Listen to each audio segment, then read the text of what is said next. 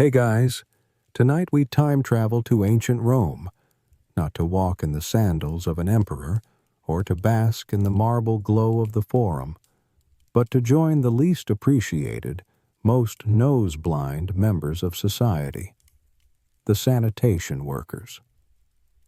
You arrive just before dawn, when the city still sleeps and the streets are slick with something suspicious. Your sandals make that soft squish sound with every step. You can't tell if it's water, oil, or something worse.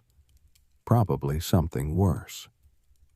The air is thick, even in the cooler morning hours, heavy with a blend of baked bread, sweat, and an unmistakable hint of human waste. Rome, the eternal city, the marvel of engineering and urban planning, is also, how do we say this politely, kind of gross. For every beautiful aqueduct, there's a street corner where chamber pots get emptied with a casual, "Look out below." So, before you get comfortable, take a moment to like the video and subscribe. But only if you genuinely enjoy what I do here. And tell me in the comments, where are you watching from, and what time is it there? Now, dim the lights, maybe turn on a fan for that soft background hum, and let's ease into tonight's journey together. You trudge toward your assignment, your tunic already sticking to your back. This isn't your first day. You know the drill. You're one of the invisible workers who keep Rome running, not with glory, but with grit. Your task? Navigate Rome's maze of alleys and streets, armed with a shovel, a bucket, and a heroic disregard for hygiene. Sanitation in Rome isn't just about waste, it's about survival. Because if you don't move it, it piles up. And when it piles up, it spreads more than stink. You pass a baker setting up his stall. He nods to you respectfully, not because you're a hero, but because he knows the consequences if you don't do your job. Bread and poop don't mix. The funny part?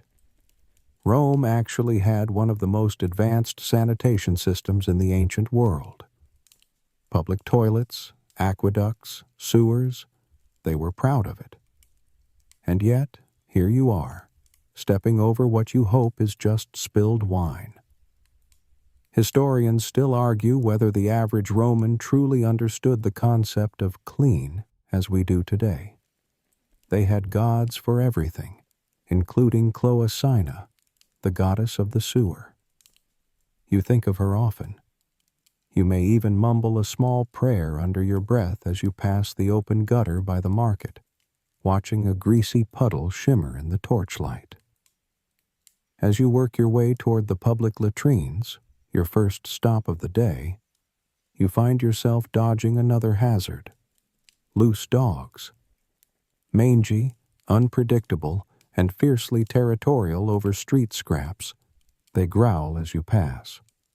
One bares its teeth over a rotting fish head. You keep walking. You think back to your friend Marcus, who once bragged about getting a job in the bathhouses. "Better steam than stink," he said. He lasted a week. Turned out, scrubbing other people's bathwater grime isn't much of an upgrade. You finally reach the latrine. It's communal, of course, no stalls, just a long stone bench with holes. Underneath, a flowing channel of water carries away what needs to be carried. Ideally, except when it doesn't. Today, it doesn't. You sigh, lower your bucket, and begin scooping. The smell hits immediately, eye-watering, throat-tightening, the kind of stink that haunts your dreams. You breathe through your mouth, but that only makes it worse. You think of your favorite food, honeyed dates, and ruin that memory forever. As you work, an early riser shuffles in, robes hiked, clearly in a hurry. He mumbles a greeting. You nod back like this is normal because, well, it is. He finishes his business, reaches for the communal sponge on a stick, and casually dips it in the shared water channel. You try not to gag. And here's the kicker. This is considered progressive. Rome had indoor plumbing before most of Europe knew what a chamber pot was. But someone has to maintain it, and that someone is you. A splash hits your foot. You try not to think about what it was. Your toes curl involuntarily. Maybe retirement isn't a thing for people like you. Maybe you just stop showing up one day and nobody notices. You dump another bucket down the slope and listen for the sluggish gurgle as the water moves again. A small victory. You allow yourself one tiny smile. The sun rises higher. The city stirs awake. Merchants shout, kids scream, and the smells somehow intensify. You step back into the street and are nearly knocked over by a passing goat cart. The driver yells something rude. You raise your shovel in silent reply. Welcome to sanitation in Rome. You'll be scraping, scooping, and praying to Cloacina before lunch. And just wait until we get to the part where the latrines explode. But that's a story for later. For now, you slosh down the alley, bucket in hand, ready for whatever foul marvel the eternal city throws at you next. You duck under a low archway, stepping carefully to avoid another puddle that reflects the faint outline of a passing legionnaire. The stones under your feet are slick, not just from last night's rain, but from, let's call it, miscellaneous fluids. You keep walking.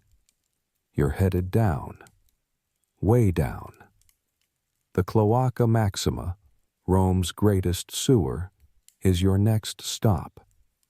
Or, as you like to call it, the guts of the city. Built centuries ago, it's an underground river of all things foul, snaking through the belly of Rome like some mythic monster that eats filth and burps up stench. The entrance looms ahead, a yawning arch of ancient stone, moss-kissed and dripping. You brace yourself. Even before you step in, the temperature drops. It's cooler in there, yes, but the air is alive.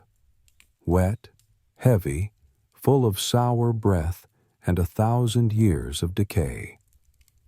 You take one last gulp of above-ground air, not great, but better, and head in. Your torch barely lights the way. Shadows slink across the walls, and your sandals make that sickening squelch with every step. You're ankle-deep in something unspeakable.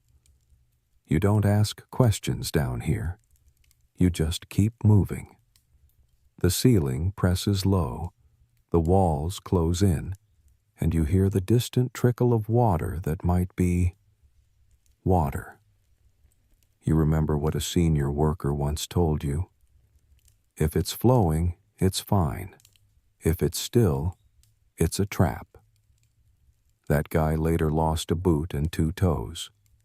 You tread carefully. There's a myth that all of Rome's waste flows away smoothly through this marvel of engineering. The truth? It clogs. Constantly. That's where you come in. With your pole, your shovel, and your declining will to live.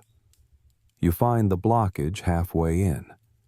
It's a mass of rotted vegetables, broken amphora shards, a sandal, and something gelatinous that jiggles when you touch it.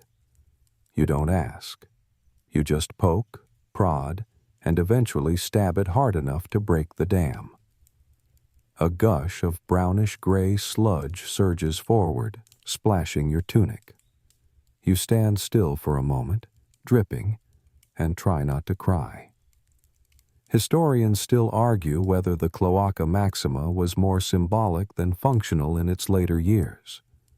Some say it was a prestige project. Look at our city. We manage waste. Others suggest it was barely operational by the time you were born, and everything else was just civic pride mixed with denial. You'd lean toward the latter, based on current circumstances. And then there's the rats. Oh, the rats. You hear them before you see them, skittering along ledges, plopping into the water, squealing in the darkness. Some of them are big enough to qualify for Roman citizenship. You swear one just nodded at you. You nod back. It's best to keep things polite. You work your way deeper. You pass old carvings, symbols of Neptune maybe, or local gods of water and filth. You spot one shrine to Cloacina herself, a crumbling little alcove with a worn terracotta figurine.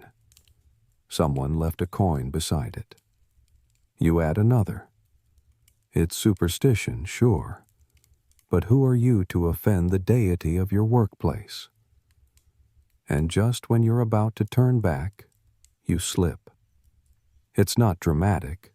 You don't fall entirely, but your foot slides just enough to send a jolt through your spine and splash more contents up your leg. You freeze. You breathe. You reconsider every life choice that brought you here, including the time you ignored your uncle's offer to join his olive farm. But then, out of nowhere, a single shaft of light slices through a break in the ceiling above. Dust and mist float in it like glitter in a snow globe. You pause, transfixed. For just a moment, the Cloaca Maxima almost looks beautiful, or at least less horrible. You shake yourself out of it. That's enough poetry for one day. You start the slow march back toward daylight. Your legs are heavier now, your bucket fuller, your spirit, well, mostly intact. The smell has burrowed into your nose, your hair, your soul. You try humming a little song to distract yourself, maybe something cheerful. But it turns into a funeral dirge halfway through. As you near the exit, the light of the outside world greets you like a long-lost friend. You squint against it, emerging like a mole, blinking and sticky. People pass by, barely sparing you a glance. You're invisible again, which is how Rome prefers you. Funny, isn't it? The city prides itself on its marble statues, its gladiator games, its philosophers and poets. But none of that would matter without folks like you wading through the muck, keeping the Cloaca Maxima from bursting like a backed-up wine barrel. You scrape the worst of the gunk off your sandals against a stone, breathe in the marginally better surface air, and head toward your next destination, the public toilets. Because in Rome, there's always more to clean. You make your way through the winding streets toward the public latrines, dreading what you'll find, but knowing it can't be worse than the Cloaca Maxima. Actually, no, wait. It absolutely can be worse. And often is. The latrines are tucked between a bakery and a tanner's shop, because of course they are. The smell of baking bread clashes violently with the sharp, acidic tang of animal hides. And then you add human waste to that olfactory cocktail. Well, congratulations.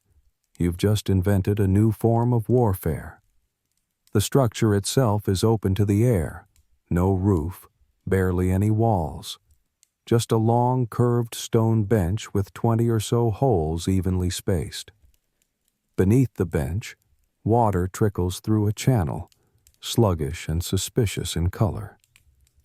There's no privacy here. This is the Roman public toilet experience. Communal, casual, and deeply, deeply unglamorous. You arrive just in time to see your least favorite senator waddling out of his preferred stall, robes askew, humming a tune, and making absolutely zero eye contact. That's because, once again, he's left behind a disaster zone. You glance at the mess, then glance up at the sky, wondering if the gods really do hate you. Spoiler, they probably do. You grab your scraping stick, a glorified flat piece of wood with a handle, and get to work. The bench is smooth, worn down by thousands of Roman backsides. You can almost hear their ghostly conversations echoing. Political gossip, gladiator match bets, someone complaining about wine taxes. And through it all, sanitation workers like you came in after them, scraping, scooping, and washing with grim efficiency. This particular latrine was built during the reign of Vespasian, the emperor who famously taxed urine. That's right. He made money off pee. When people complained, he allegedly held up a coin and asked if it smelled. So now, every time you clean this place, you think of that little economic gem. Historians still argue whether Vespasian's pee tax was actually lucrative or just an imperial troll move. You lean toward the latter. As you scrub, a line of early morning users gathers behind you. One taps his foot impatiently. Another offers you a fig as a kind of sympathy snack. You decline. There are some things even hunger can't overcome. Your partner for the morning shift arrives. Lucius, a cheerful lunatic who claims he once dated a Vestal virgin. He did not. He slaps you on the back, then immediately regrets it when he feels the dampness. Rough morning? He grins. You respond with a dead-eyed stare. Together, you clean the sponge trough, the shared wiping implement of the Roman Empire. It's a stick with a sea sponge tied to the end. And yes, it's communal. Users dip it in vinegar water before and after, which is not as hygienic as it sounds. Today, the vinegar jug is empty, so Lucius improvises with a bit of leftover wine someone left behind. Sanitizing with Merlot, he says proudly. Very upper class. You grimace, then realize it's probably the cleanest thing here. As the latrine begins to fill up with chattering citizens, you and Lucius slip to the side to begin the real work, clearing the waste channels. A clog has formed again, likely from someone tossing in grape stems or olive pits, or, last week, an entire sandal. You kneel, poke at the clog with your stick, and hear a wet plop as something gives way. The water flows again, albeit lazily. You cheer softly, then instantly regret opening your mouth so close to the source. You and Lucius settle in for a moment, leaning against the wall. The sun filters in through the slats, casting golden light over the filth. It's strangely beautiful, in a this is your life now kind of way. You ever think about quitting? Lucius asks. You do, all the time. But what would you do instead? Join the army and get stabbed in Gaul? Sign up for the arena and get eaten by something? No thanks. At least here, the worst thing you'll encounter is a particularly stubborn stool and the occasional collapsing latrine seat. A patrician woman strides in with 2 attendants, nose held high, eyes pointedly avoiding contact. She gingerly perches, does her business, and tosses a scented handkerchief on the ground like a gladiator dropping a gauntlet. You pick it up.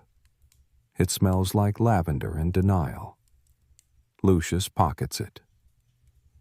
For my collection, he whispers. You make a note to never visit his home. As the morning crowd disperses, you begin the final rinse.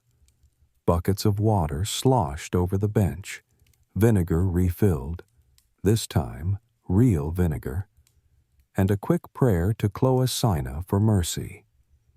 Your work here is done, for now.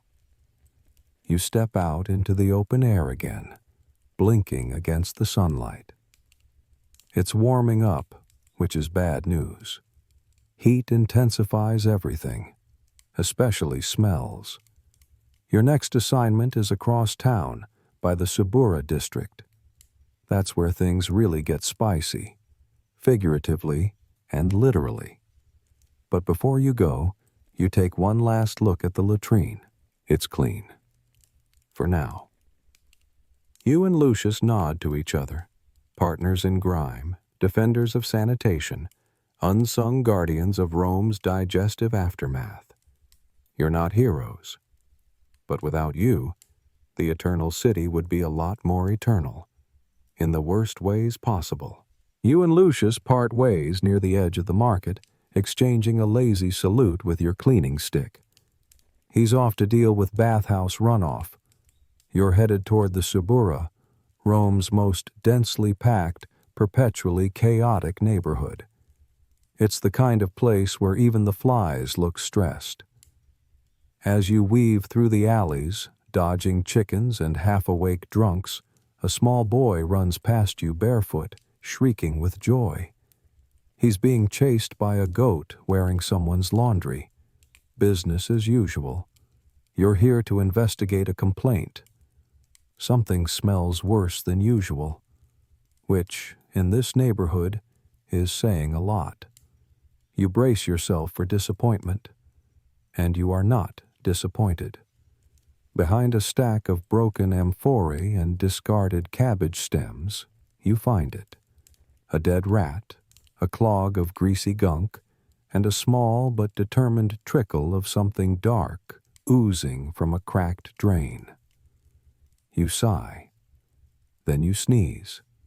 Then you sneeze again. You pull out your tools, a flat shovel worn smooth at the edges, a dented tin bucket, and a long iron pole you've named Stabby. It's not elegant, but it gets the job done. You begin to scoop. It's not glamorous work. In fact, it's the exact opposite of glamorous. A group of school children passes by, holding their noses and giggling. One makes gagging noises. You give him a sarcastic little bow, earning a few coins tossed your way. A tip for the stink man. And yet, here's the thing. Someone has to do this. Rome runs on labor like yours, unseen and underfoot. Without sanitation workers, the streets would become a disease buffet. And they did, often. Historians still argue whether Roman sanitation helped reduce urban illness or just made it smell slightly better while everyone still got sick. You suspect the latter. As you dig deeper, you hit something soft. Too soft. You pause. Is it meat? A rotting loaf? You poke it gently. It wiggles. You drop your tools and back up. A moment later, a large rat bolts out from the drain and vanishes into the shadows. You swear, quietly. You're not mad at the rat. You just don't like being surprised. And you're pretty sure he winked at you. You get back to work. The stink here is different from the sewers. More organic. Layers of decay mixed with spice market leftovers and the tang of old wine. It coats your tongue, seeps into your clothes, and nestles lovingly in your nostrils. You take a short break under a crooked awning and eat your midday meal. Half a boiled egg and a piece of yesterday's bread. The bread is crunchy in places it shouldn't be. You chew in silence, watching two cats fight over a pigeon. the pigeon wins. Your break ends abruptly when a shout comes from above. You look up, just in time to dodge a ceramic pot that crashes beside you, releasing a truly vile contents explosion. Someone emptied their chamber pot without warning. You yell something impolite. A woman leans out from the third floor, shrugs, and mutters, "It's Rome." Then she vanishes back inside. You mutter a prayer to any god who will listen and start scooping again. You remind yourself this job isn't about glory. It's about necessity. The empire may be built on legions and law, but it's held together by people like you, scooping muck, clearing drains, keeping the streets from turning into open cesspools. You're a backbone no one sees. You remember when your cousin tried to become a poet. He said he wanted to be remembered. You once wrote your name on the side of a latrine in chicken fat. That's about as close as you get to fame. A fellow worker walks by and waves. His name's Gaius. He lost 3 toenails and most of his optimism in a sewer collapse last year. He still brings you figs sometimes, though. He's good people. You finish clearing the drain and watch with cautious satisfaction as the waste begins to flow again. Slowly, lazily. Like it, too, has lost all motivation. As you rinse your tools in a bucket that is somehow cleaner than the street, a man in fine robes walks by, holding a perfumed cloth to his nose. He sneers at you. You give him your best, "I'm covered in 5 kinds of filth and still more useful than you," smile. He flinches. You win. Rodents squeak somewhere nearby. A rooster crows angrily, even though it's well past noon. Your back hurts. Your feet squish when you walk. And still, you feel a strange kind of peace. Because this is your city, filthy, flawed, and full of impossible smells, and you're helping it function. Badly, but function it does. You're halfway back to the depot when the next disaster finds you. It starts with a faint clatter overhead. You pause, look up, and dive sideways just in time to avoid a ceramic chamber pot plummeting from a 3rd-story window. It shatters next to you with a damp splat and a sharp tang that is unmistakably breakfast-related. Welcome to your favorite Roman pastime. Dodge the flying waste. You brush off your tunic, pointlessly, and glance up to see a sheepish old man peeking over the ledge. He mutters something that sounds like sorry, but it's drowned out by the high-pitched wheezing of a donkey stuck in traffic nearby. You exhale slowly and keep walking. Rome's streets are narrow, winding, and, thanks to the lack of proper waste disposal enforcement, full of mystery puddles. You know the rules. Don't hug the walls, that's where the contents fall. Avoid corners, that's where they splash. And never trust a balcony without a bucket hanging from it. Today, you're assigned to the Vicus, the residential side streets. That's where the true surprises lurk. Chamber pots were a fact of life in Rome's multi-story insulae, those towering, rickety apartment buildings where hundreds lived in tiny, stacked rooms. And most didn't have indoor plumbing. So they improvised. The official system? Empty the pots into a designated container and bring it to a disposal point. The real system? Yell, "Watch your head," and let gravity do the rest. Historians still argue whether Romans truly cared about sanitation or simply about avoiding fines. Some say there were strict laws forbidding the tossing of waste into the streets. Others point out that if those laws were enforced, your job wouldn't exist. You lean toward the everyone looked the other way theory. You arrive at your next checkpoint, a courtyard surrounded by housing blocks, laundry flapping overhead. It's fragrant. You find the waste pile in a corner near a fig tree that's valiantly trying to survive. Nearby, a child pokes the pile with a stick. You ask him to stop. He doesn't. You bribe him with a date and tell him you'll show him how to make a poop pile volcano if he gives you 5 minutes alone. He agrees. Kids these days. As you start to scoop, the neighbor from above, the one with the excellent aim, calls down to ask if you'd mind taking his next pot too. You glare up at him. He interprets this as yes and disappears to fetch it. You move faster.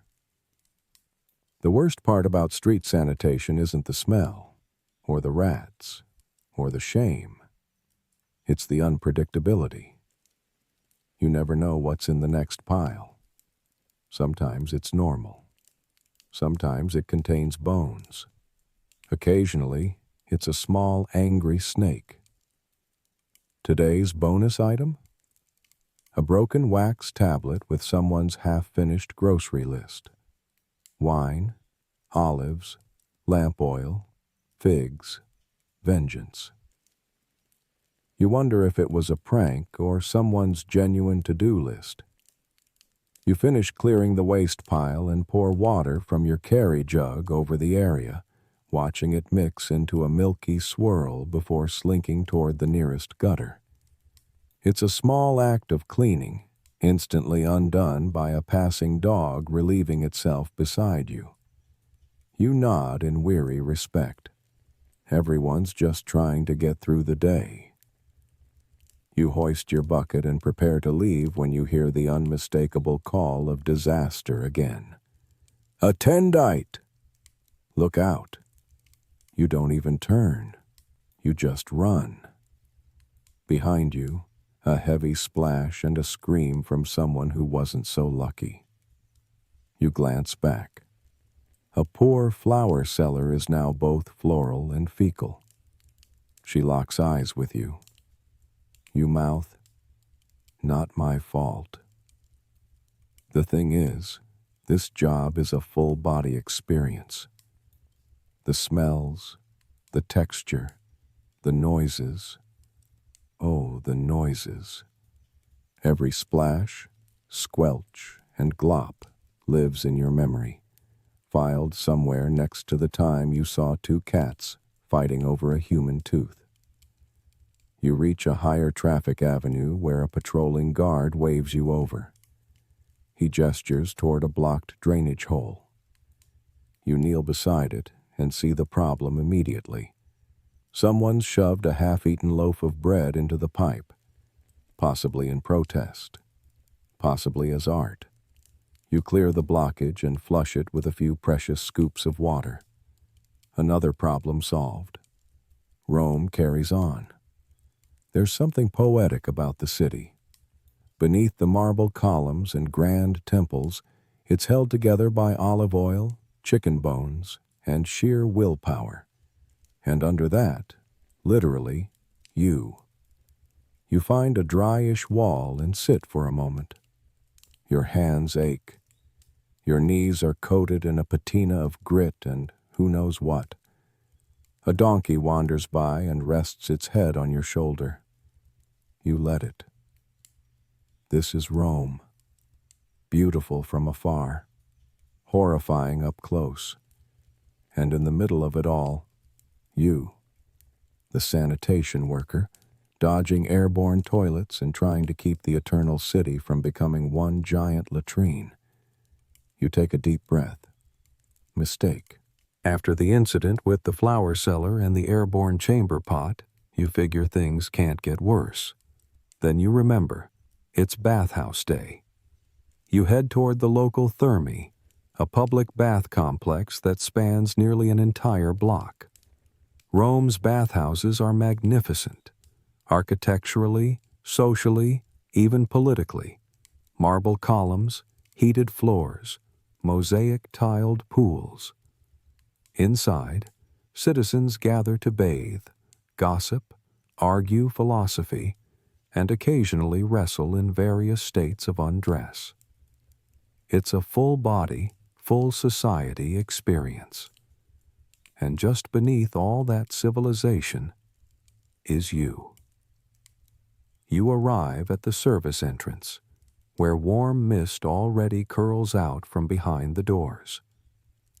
You step inside and are immediately hit by a wall of steam, heat, and something that smells like a wet towel that's lived a few too many lives. The bathhouse manager, Flavius, waves you in with his usual enthusiasm. "Ah, my favorite drain guardian," he says, clapping you on the shoulder. You flinch. It's bubbling again. You don't even ask what that means. You just sigh and follow him through the tunnels beneath the baths. Down here, things are different. It's hotter, like being inside someone's armpit during a chariot race. And the sounds from above echo strangely. Laughter, splashes, occasional shrieks. The undercroft of the caldarium, the hot bathroom, is your domain. Your job? Keep the hypocaust system, the underfloor heating and drainage, working. Rome's bathhouses were marvels of engineering, sure, but when steam, wastewater, mud, oil, hair, and the occasional sandal all go down the same pipe, marvel turns to mess very quickly. You reach the main runoff basin. It's clogged. Of course, you peer in and find the usual culprits: skin scrapings, massage oil residue, soggy reeds, and what you sincerely hope is just boiled cabbage. You use your scraper to stir it around. The smell hits instantly, like someone deep-fried a ghost. You try to breathe through your mouth, then realize that tastes even worse. You opt to just stop breathing altogether for a while. Historians still argue whether these undercroft spaces were part of the original bathhouse design or improvised as the demand for leisure outpaced plumbing logic. You don't really care. You're just here to stop the ceiling from caving in during someone's massage. A distant thud above you makes the point. Someone has slipped, and judging by the swearing, it was dramatic. You keep scraping. Suddenly, something slithers out of the drain. You jump. It's a bath eel. Not a real eel, just a joke name for the long, slimy ropes of hair and soap scum that coil through the pipes. This one looks like it's been training for the Olympics. You wrestle it out with a stick and toss it in your bucket. Victory. After an hour of sweaty, slippery scraping, the water starts to drain more freely. You feel a modest sense of accomplishment, which vanishes immediately when the tepidarium lets out a roar. One of the secondary drains has backed up. You sigh and trudge over. Along the way, you pass a servant scrubbing someone's back with a strigil. He waves. You nod. There's a quiet camaraderie among those who deal with other people's bodies, on either side of the grime line. You reach the second blockage and discover someone tried to shove a bundle of herbs down the drain. Maybe a misguided attempt at aromatherapy. You scoop it out and catch a faint whiff of mint. It's the nicest thing you've smelled all week. You savor it. Once things are flowing again, you return upstairs for the final inspection. You emerge into the sunlight, blinking like a sewer mole, only to be greeted by a noblewoman floating serenely in the cold plunge pool. She makes eye contact. You do not. You're dripping, stained, and steaming slightly, a living warning of what happens when pipes rebel. Flavius thanks you with a loaf of bread and half a jar of olives. Payment, Roman style. You're not sure if that's your actual wage or just manager gratitude, but you accept it. You're hungry, and you've learned not to question gifts that don't smell like feet. As you leave the bathhouse, the heat clinging to you like a second skin, you hear one of the bathers joke about the mystery scent in the hot room. You allow yourself a tiny, smug smile. Mystery solved. The streets are busier now. Markets are in full swing. The air is louder, more vibrant, and unfortunately, no less pungent. You pass a perfume vendor spritzing passers-by with floral water, possibly out of charity. A child tugs at your tunic and asks if you're a gladiator because of your shovel. You say yes. A poop gladiator. He runs off laughing. As the day rolls on, you can feel the layers of sweat, steam, and sewer drying on your skin. The city may worship beauty, but it's propped up by the stink beneath it. And right now, that stink is you. By the time you reach the next site, your limbs ache, your sandals squish, and your dignity is somewhere back in the bathhouse. But there's no rest for Rome's sanitation elite, not when the public latrines are out of sponges. Yes, those sponges. You arrive at the communal toilet by the forum and immediately see the problem. The sponge on a stick rack is completely empty. No tools, no vinegar bucket, no hope. A merchant stands nearby with a look of panic in his eyes. He gestures frantically to the now dangerously unstocked seats. "I can't leave," he whispers. "Not in this state." You nod solemnly. You understand.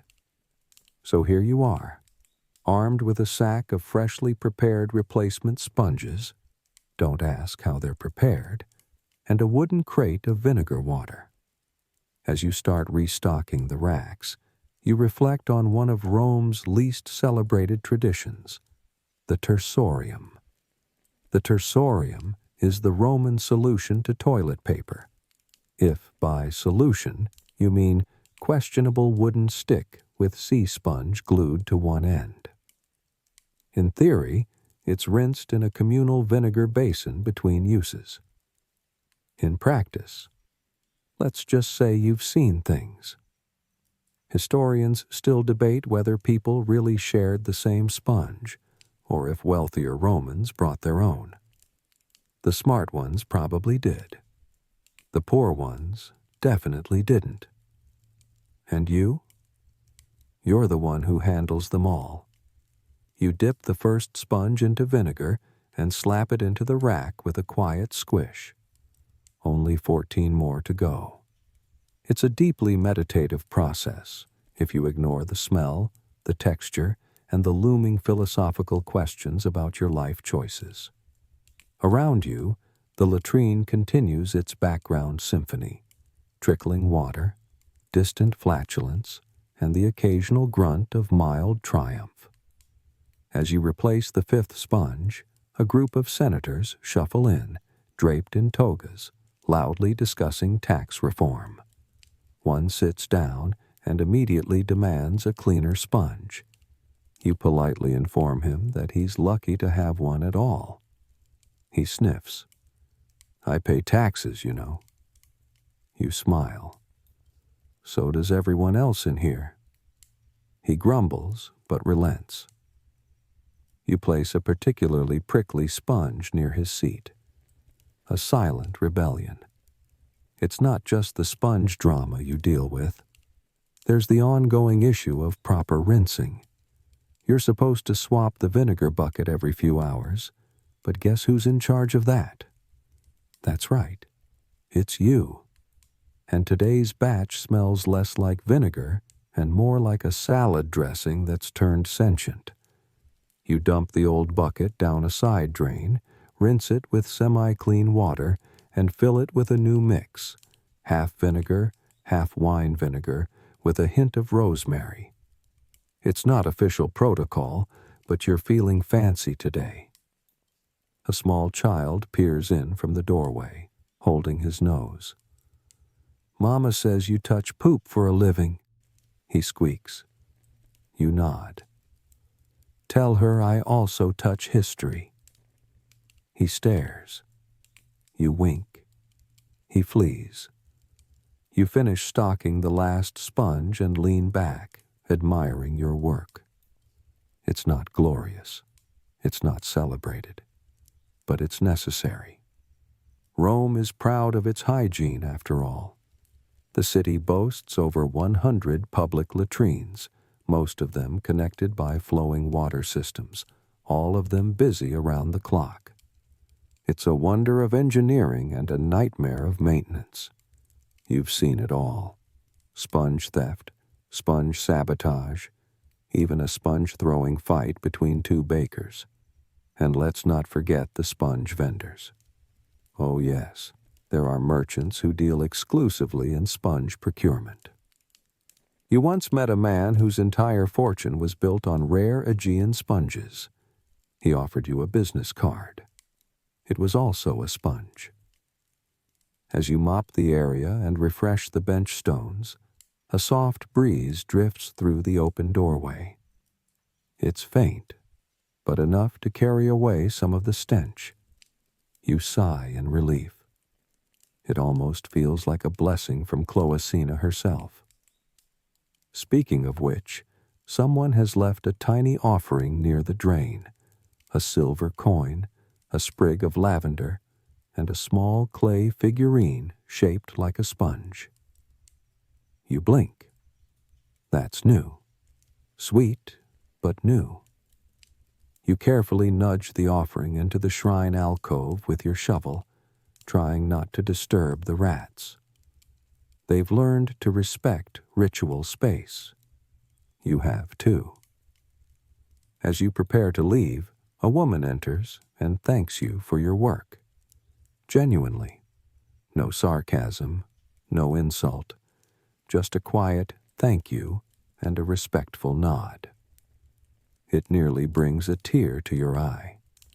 Or maybe that's just the vinegar fumes. Either way, you walk out of the latrine a little taller, a little prouder, a little more sponge-scented, but proud. Because in the end, you're the keeper of cleanliness, the guardian of the sponge. Rome may never thank you properly, but history? Oh, history will remember. Probably not. But you do it anyway. You've barely stepped back into the sunlight when a trumpet blares in the distance. Oh no. You squint toward the Capitol and see banners fluttering in the wind, drums thumping, and crowds surging toward the main square. Your stomach sinks. You forgot it's Saturnalia. Rome's wildest festival is upon you. Saturnalia, the holiday when the normal rules collapse into chaos. Slaves dine like masters. Masters pretend to be nice. People wear weird hats and throw sweets at each other. It's Rome's version of, let's ignore our problems and party like the aqueduct's not crumbling. And for you? It means triple the waste, triple the foot traffic, and absolutely no one respecting personal space or your job. You retreat into a side alley, trying to gather your thoughts when your supervisor appears, breathless. "We need help near the Temple of Saturn," he pants.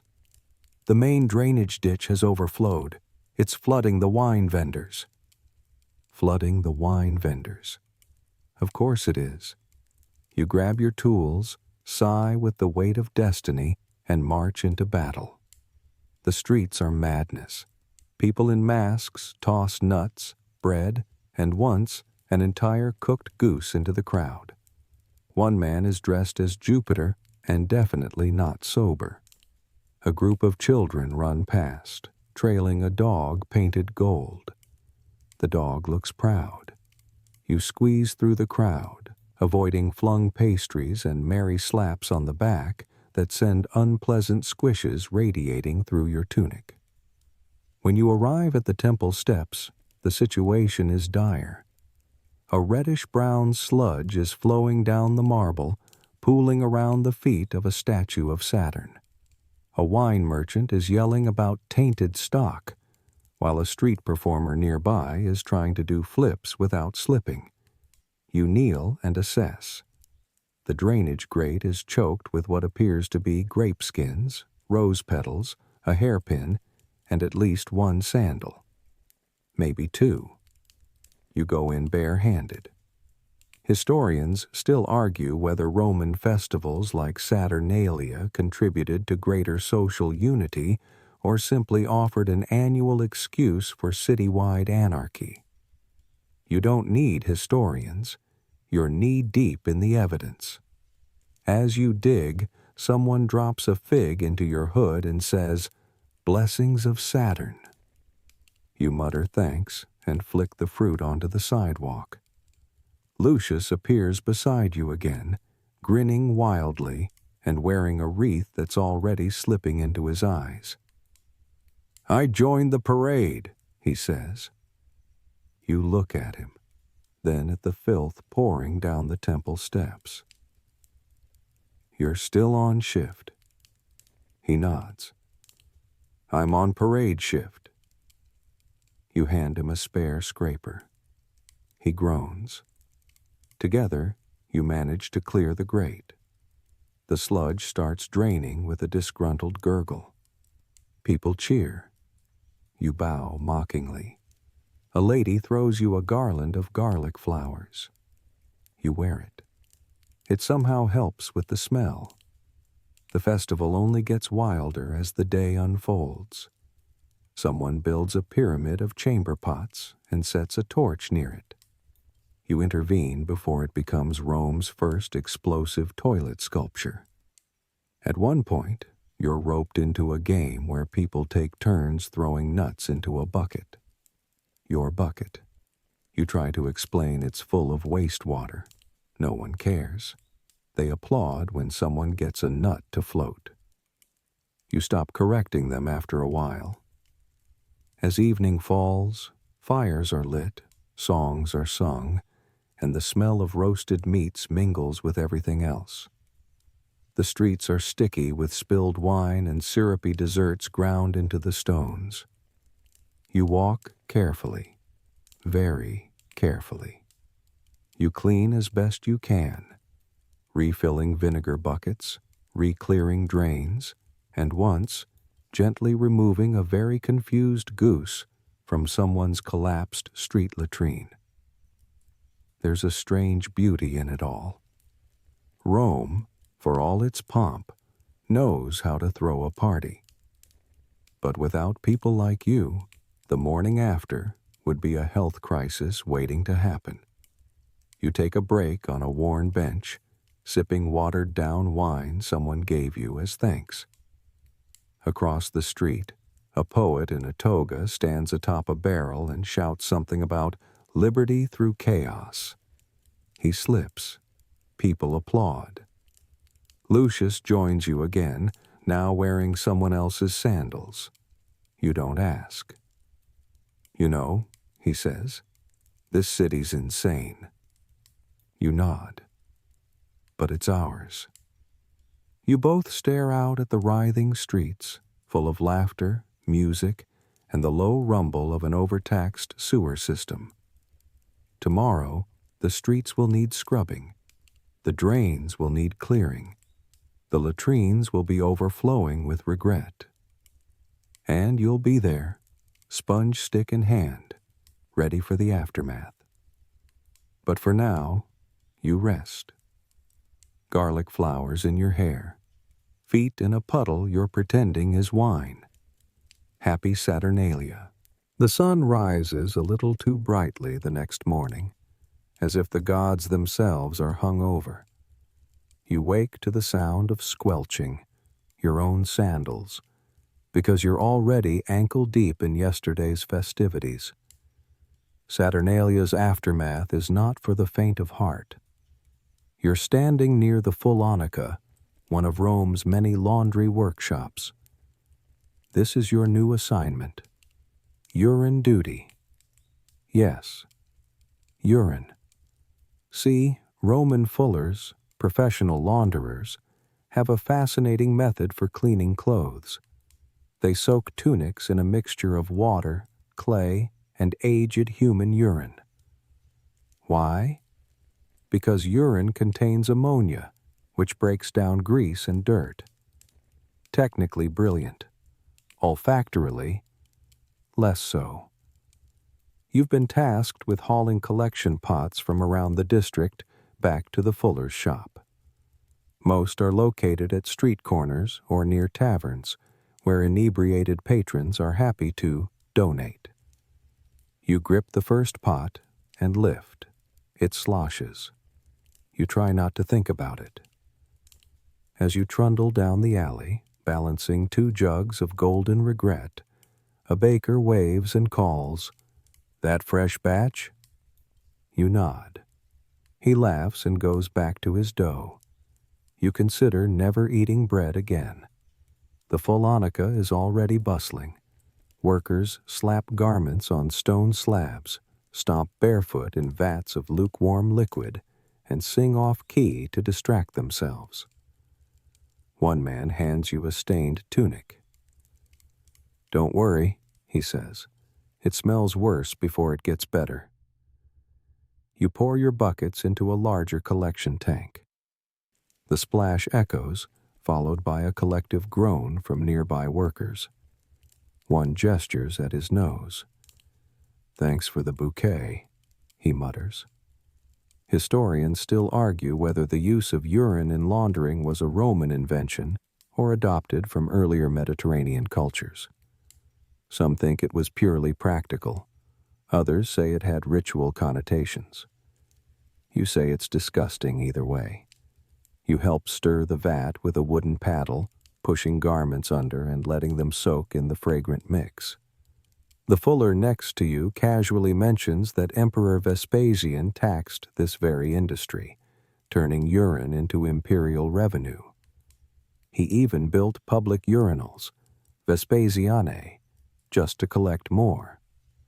You pause. You're literally stirring the foundation of Rome's fiscal strategy. As you scrape cloth against pumice and rinse it in a slightly cleaner trough, a child runs in holding a fresh bucket. He's beaming, proud of his morning collection. "Still warm," he says. You applaud politely. The child bows. Lucius shows up with a cart of linens and a nose plug made from a fig leaf. "Did you know," he begins, "that people used to pay for this service?" You nod. "They still do."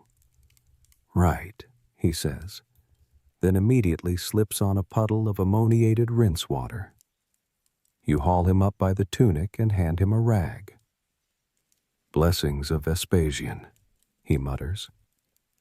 As the sun climbs higher, the heat starts to bring out the notes in the Cloaca. The aroma intensifies, rich and sharp. You feel your senses dulling slightly, your soul detaching just to survive. A noblewoman enters to check on her silk robes.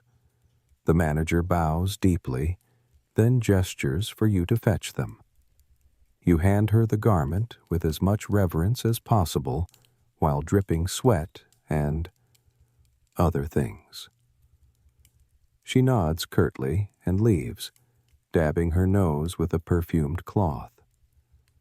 You watch her go and wonder if she knows where her clothes have been. Probably. Denial is a luxury, and Rome is full of it. You rinse your hands, barely, and sit on a crate of drying tunics. A dog licks one and is immediately chased off by an apprentice yelling, "That's Senator Galba's." You stare into the steaming vat and reflect. This city, for all its grandeur, its temples, its art, its conquests, runs on things no statue will ever commemorate. Urine, sweat, grime, grease. You've handled it all. There's pride in that, in a strange way. Because when the togas are spotless and the tunics smell vaguely neutral, it's not the senators who made that happen. It's you, and others like you, sloshing through the back alleys and undercrofts, dragging civilization uphill by the bucket. You hear a familiar squawk. Your friend the garlic-scented goose has returned, eyeing a pile of drying towels like it owns the place. You give it a respectful nod. It honks and waddles off. Break time ends. You're handed a fresh bucket and pointed toward the Subura again. The streets need restocking. The people need cleaning. And the pots? The pots are never empty for long.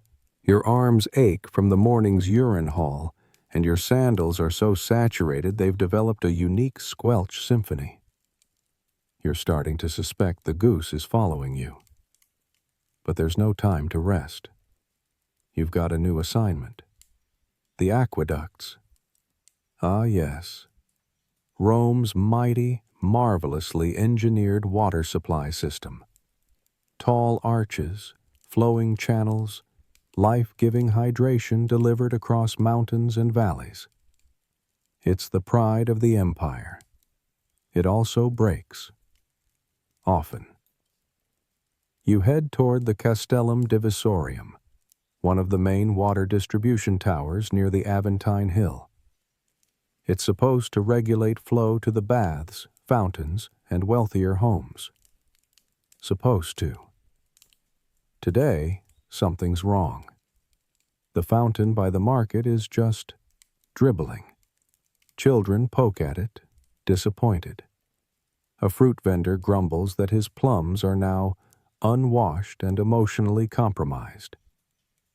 You're sent to investigate the blockage. First, you climb. The tower is tall, the stairs are narrow, and the handrail is made of wishful thinking. By the time you reach the top, you're winded and lightly marinated in your own sweat. At the summit, the view is stunning. Rooftops, distant temples, a haze of heat and dust hanging over the city. You take it in for half a breath, then look down into the channel. That's where the magic stops. There's a clog in the water chute. You spot the problem immediately. Someone's stuffed leaves, rags, and what appears to be a dead pigeon into the channel. The pigeon looks like it's seen things. You fish it out with your pole, along with an amphora shard and a note that reads, "Marcus owes me bread." You consider adding a reply. Not anymore. You pour a bucket of clean water down the chute to test the flow. It sputters at first, then picks up speed, trickling faster and more confidently, like a shy horse finding its stride. Historians still argue whether Rome's water system was truly as effective as ancient writers claimed. Some believe aqueduct water rarely reached poorer neighborhoods at full pressure. Others insist the entire city drank from mountain springs. You're somewhere in the middle, occasionally soaked, occasionally impressed. You descend again, your knees clicking in protest. The vendor by the fountain claps when he sees the water return. A little girl throws you a wilted daisy. You tuck it behind your ear. It doesn't help the smell, but it's a nice gesture. Your next stop is less glamorous, a maintenance pit behind a row of bakeries. You kneel beside the low runoff channel, pry open the stone cover, and are greeted by a geyser of questionable origin. It sprays your face. You blink. You do not scream. Lucius appears with perfect comedic timing. "I brought snacks," he says cheerfully, holding 2 boiled eggs. He sees your face. Never mind. You rinse off using the newly flowing fountain, then head into the channel itself, one of the low subterranean water lines that carry overflow beneath the city. It's narrow, slippery, and smells like everything the aqueduct was meant to avoid. You crawl forward, lantern in hand, until you find the cause of the overflow. A collapsed clay pipe, now home to a small family of frogs and one very surprised snake. You nod respectfully at the reptiles, then get to work.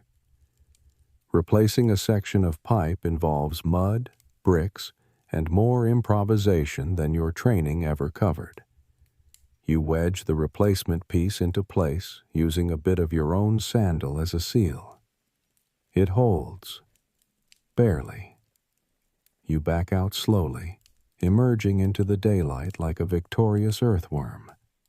The frogs croak behind you in applause. The system works again. For now. Water resumes its steady course, flowing out of spouts and into buckets. Laundry women cheer. Someone even offers you a piece of honey cake. You take it without hesitation. It tastes like grit and triumph. You lean against the fountain for a minute and let your muscles melt. The cool spray from the aqueduct mist kisses your face. It's the cleanest you've been all day. A man passes by and sniffs the air. "Smells better here," he says absently. You whisper, "You're welcome." Because while the aqueducts may be feats of Roman genius, they don't clean themselves. Behind every miracle of engineering, there's someone with a bent shovel and ruined boots keeping it all flowing. Someone like you. And if you're lucky, tomorrow's pipe won't have a snake in it. You shuffle back into the street with soggy sandals and aqueduct mist still dripping from your ear. Rome hums around you, voices calling, carts rattling, dogs barking, someone playing a flute poorly and very enthusiastically. It's all very lively. And then you catch a whiff of yourself. Let's be clear, you've smelled bad before. But this is a cocktail of vinegar sponge, bathhouse slime, sewer seepage, and pigeon-clogged aqueduct. You're fairly certain your stench could trigger diplomatic tension with Carthage, if Carthage still existed. You notice the looks. People wrinkle their noses. A pair of young lovers step aside, dramatically holding their togas to their faces like you're an airborne threat. A merchant waves incense your way. A beggar tosses you a coin out of sympathy. You've entered the olfactory underworld. You consider stopping by a fountain to rinse off, but you know it's futile. This isn't a surface issue anymore. The stink has entered your aura. And here's the worst part. In Rome, smell is status. Rich Romans lather themselves in scented oils. Their homes reek of rosewater and imported frankincense. Even their pets smell like lavender.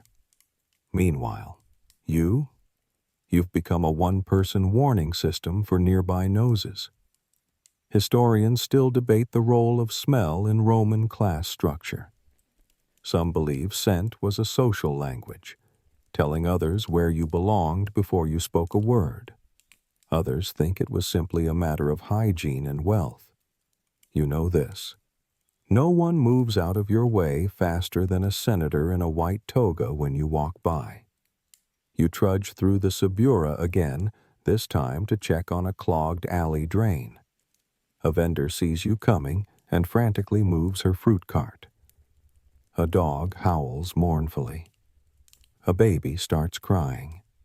You nod politely to each. You reach the drain. It's blocked by crushed fig pulp, broken pottery, and what appears to be a lost shoe filled with olives. You poke it with your stick. The olives jiggle ominously. As you clear the mess, a young man approaches. He looks vaguely important, with polished sandals and a tunic far too clean for this neighborhood. "Are you the sanitation person?" he asks, trying not to breathe through his nose. You confirm, and he launches into a speech about a clogged private drain behind his domus. You explain that public workers don't usually handle private homes unless there's overflow into the street. He blinks. "But it's smelly." You blink back. "Welcome to Rome." Still, he presses a coin into your hand, gold, no less, and begs for help. You sigh. Gold smells better than sewage. You follow him to a fine house with a charming garden and a truly catastrophic odor. You find the cause quickly: a broken ceramic waste pipe leaking directly into the ornamental pond. The koi fish are no longer floating. They are surfacing for help. You get to work. The pipe is narrow, the space tight. You wedge yourself in sideways, armed with your best scraper and your last few ounces of patience. After a brief battle with a resistant glob of congealed fat and what may have once been a fig tart, the blockage releases. You barely roll out in time to avoid the celebratory gush. The koi are confused, but alive. The young noble thanks you profusely, offers a cloth scented with lavender, and gives you a second coin. You accept both. The cloth immediately becomes your most prized possession. You wrap it around your neck like a scarf and breathe in the floral calm. It doesn't fix the situation, but it makes you feel almost human again. Back on the street, people still flinch when they pass, but now you have layers. The lavender sits atop the other smells like a perfumed general valiantly trying to control a rebellious army. You finish your last task of the day, unclogging a corner urinal where someone dropped a whole roasted chicken. No one knows why. You don't ask. You just scrape. As the sun begins to dip, casting a gold haze over Rome's rooftops, you pass a group of toga-clad men debating loudly about stoicism. One of them stops mid-sentence, sniffs the air, and makes a face like he's seen death. You tip your hat, well, your vinegar sponge-scented head wrap, and continue on your way. Because while Rome may judge you by your scent, you know the truth. You are the scent. A walking, scraping, clog-clearing monument to everything people pretend doesn't exist. You don't just smell like the underbelly of civilization. You are the underbelly of civilization. And that, somehow, makes you proud. You're just about ready to shuffle home when the assignment board hits you with a fresh delight. You've been temporarily reassigned to a fuller's workshop. Again. You close your eyes, take a breath, and accept your fate. Back to the curse of the fullers, Rome's laundry professionals, and their devotion to soaking tunics in human waste like it's a high art form. Your role today? Stirring, stomping, and managing solids. The workshop is buzzing when you arrive.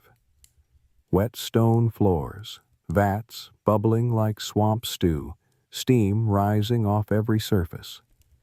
A young apprentice waves you in with glee. "Our best stomper has the fever," he says, "and you've got big feet." You remove your sandals, say a quiet goodbye to your last remaining dignity, and step into the warm vat. It's squishy. It's slimy. It's squishy and slimy, And yes, the stench is as catastrophic as you remember. Sharp, sour, ammonia-rich, with notes of despair. You plant both feet and begin to stomp. Squish, squish, squish. Your toes slide across ancient tunics, crusted with grease and olive oil stains. Each step bubbles up memories you never asked for. You try to distract yourself by thinking of something beautiful. A sunset, a harp, anything. But all you see is the color brown. Historians still argue whether Roman fullers genuinely believed this process cleansed the fabric, or whether it was simply the best option they had at the time. You don't need historical debate. You have empirical evidence between your toes. Lucius strolls in halfway through, sipping something suspiciously frothy. "Ah, laundry duty again?" He grins. "I thought you retired from the foot soup line." You glare. "My feet were drafted." He peers into your vat. "At least you're in the fancy mix. Ours has goose feathers." After half an hour of squishing, you're sent to the rinsing pit. Less disgusting, but colder. Here, cloth is wrung out, slapped against stones, and rinsed in large cisterns. Your fingers go numb. You wonder if that's a blessing. Then comes the scrubbing. You're handed a rough brush and a tunic so stained it tells a whole story. Wine spill, meat grease, something involving fish. You attack it with a vengeance. The fuller master walks past, sniffing approvingly. "You've got talent," he says. "Ever consider a career?" You smile. "Every day." He chuckles. You don't. You're sent to hang drying garments on ropes stretched across the workshop. As you pin the last tunic, you notice a flock of pigeons lurking above. You sigh. They dive. You dodge. One gets a tunic. You add pigeon patrol to your list of unofficial duties. The day wears on. A man arrives demanding his robe early for a dinner party. The robe's still soaking in the second rinse vat. You offer him a damp tunic and a shrug. He leaves angrily. You consider soaking his robe a little extra for his attitude. One apprentice knocks over a vat. The floor floods. Everyone screams. You rescue the cloth, but not before slipping and face-planting into a puddle that smells suspiciously like goat. Later, while helping fold freshly dried linens, you spot something sewn into one of the hems, a tiny pouch filled with herbs. Not unusual. Wealthy Romans often requested scent charms in their clothes to mask the fuller funk. You sniff it. It's basil and crushed rose petals. You tie it around your wrist and pretend you're at a spa. A very, very cursed spa. By sunset, your arms are jelly, your legs are prunes, and your nose may never forgive you. You step outside, hoping the fresh air will offer a reset. It doesn't. The breeze carries the workshop's bouquet right along with you. Lucius joins you with a grin. "Dinner?" You raise a brow. "After what we've just marinated in?" He shrugs. "It'll taste better. That's the secret." As you limp toward the food stalls, you glance back at the fuller's workshop. Steam still rising, fabrics flapping like sails. A man yelling about mysterious footprints in the drying cloth. You shake your head. You might have 100 jobs in Rome, but fulling? Fulling's the one that sticks. Literally. You'd think by now you'd be immune to surprises, but nothing prepares you for today's assignment: sewer patrol during a full moon. There's a reason no one wants this shift. You descend once again into the underworld of the Cloaca Maxima, your footsteps echoing as if the tunnels themselves are sighing. It's quieter at night, except for the dripping. Always the dripping. And something else, too. A low rustling, like cloth brushing stone, or something alive, slithering. Your torch flickers. You tell yourself it's just a breeze. It's not. This patrol isn't just about clearing blockages. It's about honoring old customs, superstitions, really. You've learned not to laugh at them, especially not down here. Romans believed the sewers housed spirits. The goddess Cloacina ruled them, but there were others, shadowy figures, unnamed forces that lived in the deep dark. You never used to believe it. Then you started hearing things, like the chant of water moving the wrong way. Your route tonight takes you through the oldest section of the sewer, built before Caesar was born. The walls here are close, covered in slime, inscriptions fading into moss. You pass a shrine, a simple alcove with a cracked terracotta goddess and 3 rotten figs as offering. You add a coin. Always. You come across a partial cave-in, loose bricks, wet debris, and something tangled in roots. It takes you a moment to realize it's a sandal, a fresh one. You shine your torch ahead. No one answers. You poke the debris cautiously, then shovel it away, whispering to yourself in case something's listening. The blockage is minor. You clear it quickly. But the unease lingers like a fog. Lucius once told you about a worker who vanished down here during the winter solstice. They found his tools weeks later, neatly stacked, bone dry. Maybe he retired early, Lucius had joked. You hadn't laughed. As you continue, you pass a side tunnel you've never noticed before. It's narrow, jagged, almost unnatural. Your orders say to stick to the main channel. So, of course, you peek in. Just for a second. It's silent. Still. And then, a whisper? You step back fast, nearly drop your torch, and mutter an apology to whatever might be listening. Historians still argue whether the Cloaca Maxima ever functioned fully in its later centuries. Some claim it was symbolic by then, a sacred relic of Roman pride. Others think it remained vital beneath the surface, guarded by those brave or foolish enough to enter. You don't need to debate. You walk its guts nightly. Halfway through the shift, you hear footsteps. Not your own. You stop. Wait. Nothing.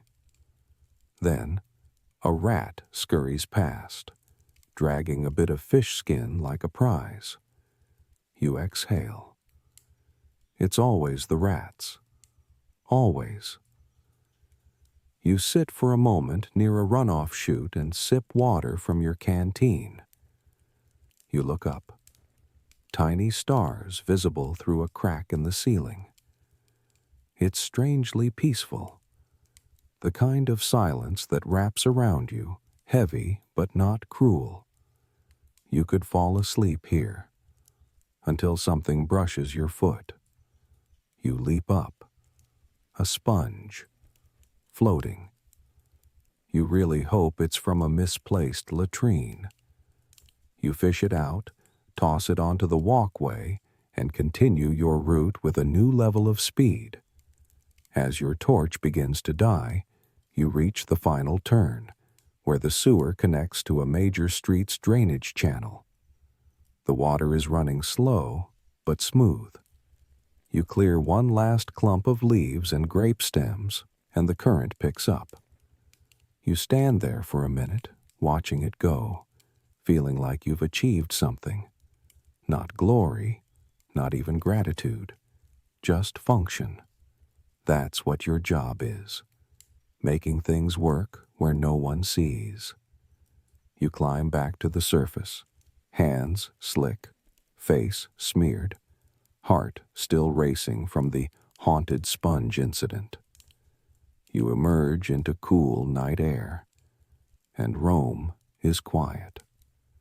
Lanterns glow in windows. A cat watches you from a rooftop, judging. You nod. You smell like old water and fear, but you're alive, and that, tonight, is enough. You'd hoped for a quieter day.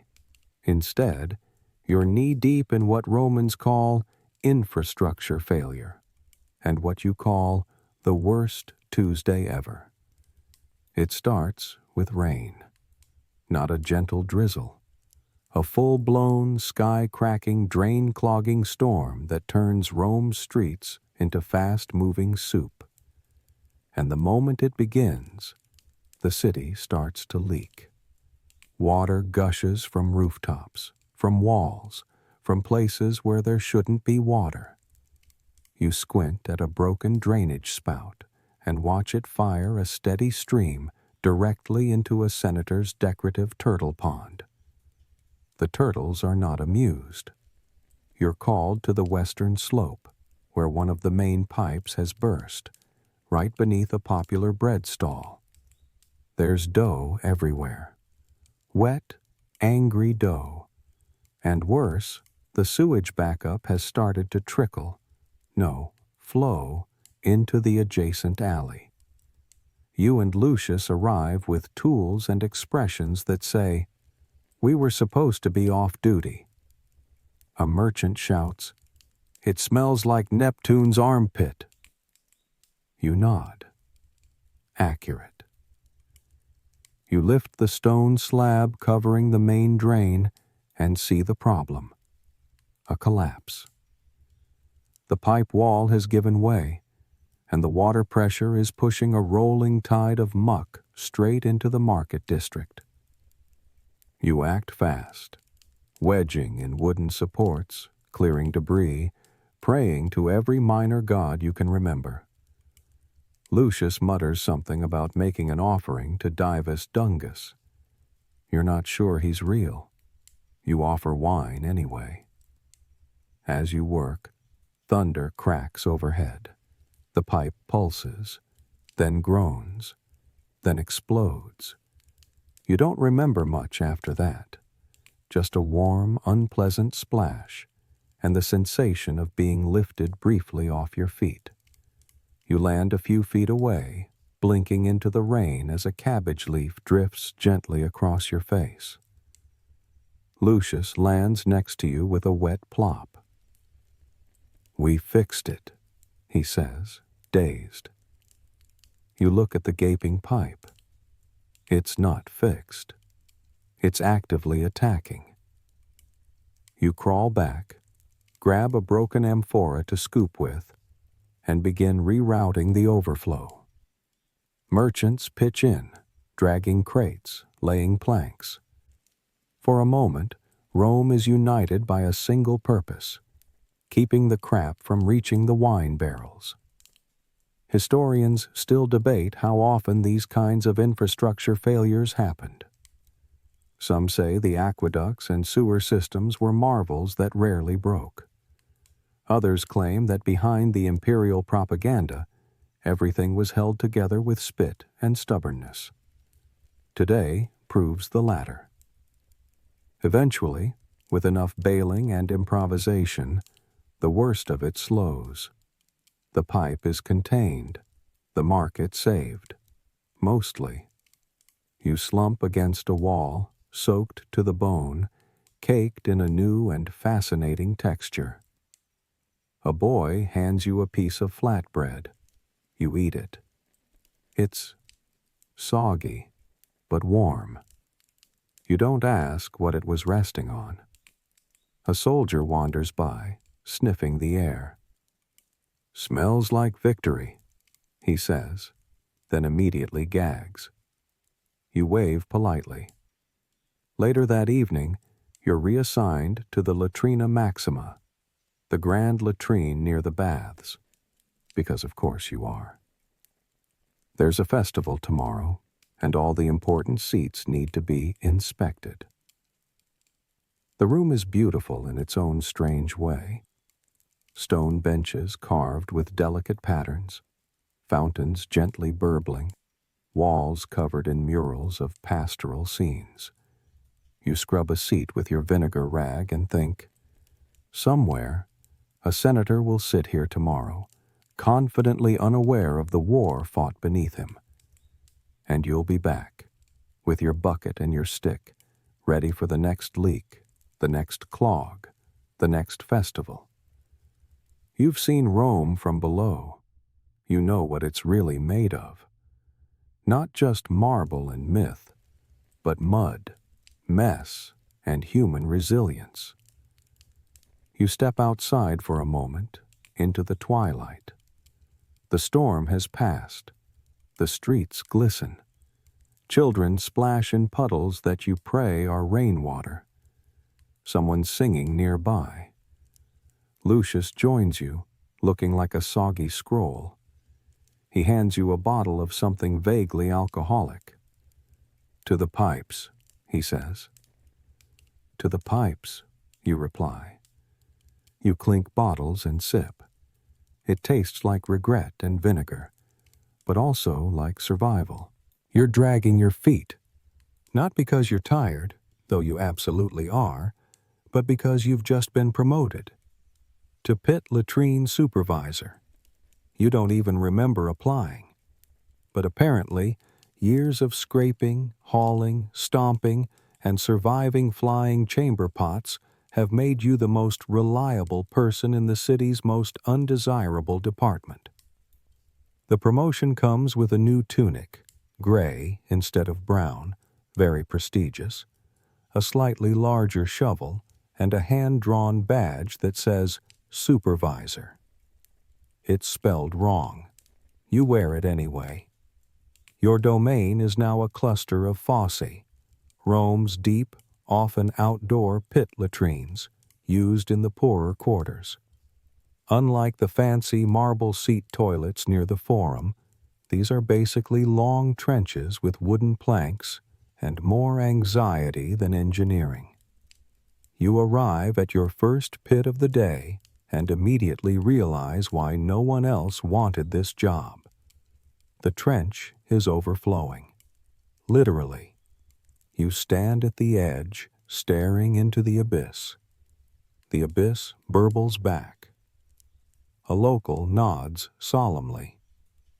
It's been like that since the festival.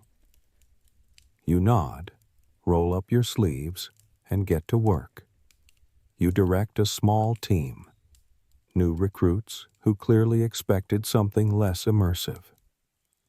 One vomits. One runs away. One starts praying. You hand him a ladle. Let's keep it moving. You supervise like a pro. You direct the draining. You order fresh straw to be burned as a deodorizer.